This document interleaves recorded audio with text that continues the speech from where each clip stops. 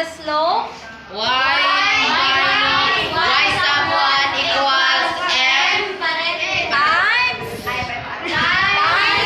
x minus x sub 1. Ako sa ha magbasa.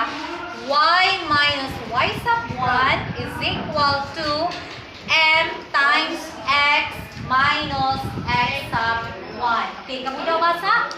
Y minus y sub 1 equals m times x minus x sub 1. Okay, kanana na pagbasa.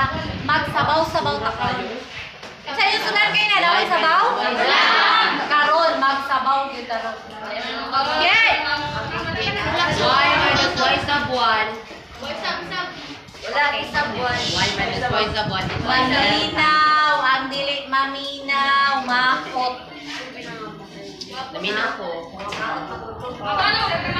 Ang Wala magtabi, minutimbang. ang magtabi, makot.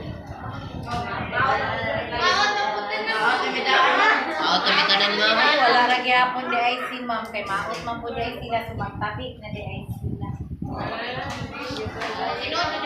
Ano ma'am? Kwan? Wag yun ay madusi ma'am. Mahagbog. Bago pa, Mahagbog. maghilom ko ka kuray gwapa.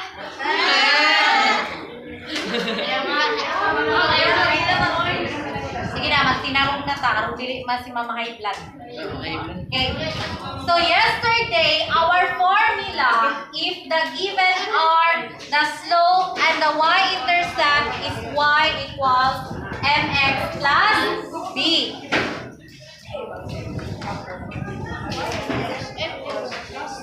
Okay?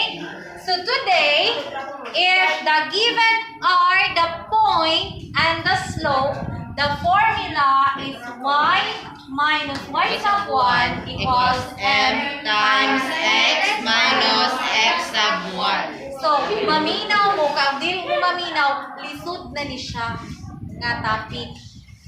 Dili pareha gahapon nga direct substitution ra atong gibuhat.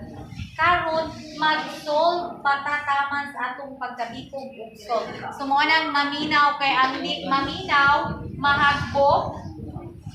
Ang mahagbog dili ka graduate. Ang dili ka graduate, dili ka trabaho. Ang dili ka trabaho, walay pagkaon. Ang walay pagkaon, mamatay. So ganahan mo mamatay.